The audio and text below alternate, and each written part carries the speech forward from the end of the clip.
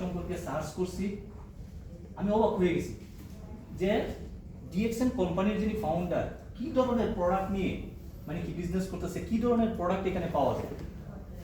আপনি মাশরুম নিয়ে একটু স্টাডি করেন, আপনি স্পিরুলিনা নিয়ে একটু স্টাডি করেন, ডিএক্সএন কে সাইডে রাখেন। ডিএক্সএন কোম্পানি বিজনেস, এখানে লোক তো এখানে প্রোডাক্টে ভালো বলবে, এটা স্বাভাবিক।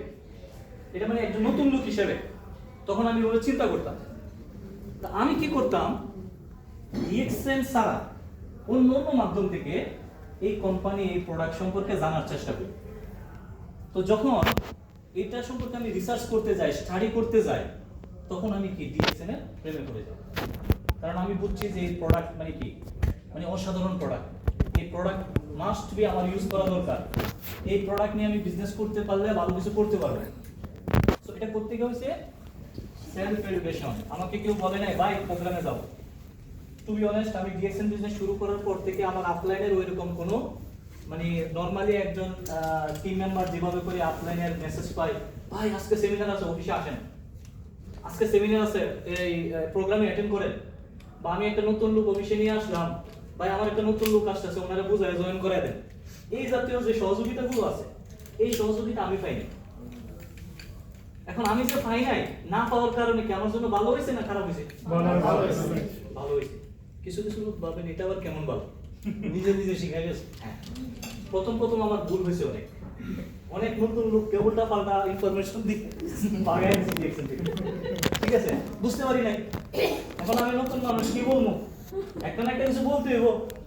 মানুষের মুভমেন্ট বুঝি নাই, সে কি চাচ্ছে সেটা আমি রিড করতে পারি নাই, বুঝতে পারি নাই, ঠিক আছে।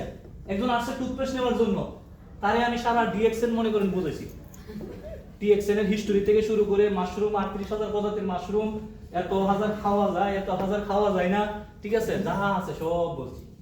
লাস্টে উনি যার সাথে আছে উনি বলতে চাচ্ছে ঠিক আছে তাহলে আমি পরে আসতেছি। মানে রেজাল্ট কি দাঁড়ালো, উনি কিন্তু প্রথমে যদি কাউন্টারে নিয়ে যেতাম কি হতো, কিন্তু ওইখান থেকে টুথপেস্টটা উনি নিত। বেশি বোঝানোর কারণে কি হয়েছে, পুরোটাই গেছে, টুথপেস্টটাও কি নেই নাই।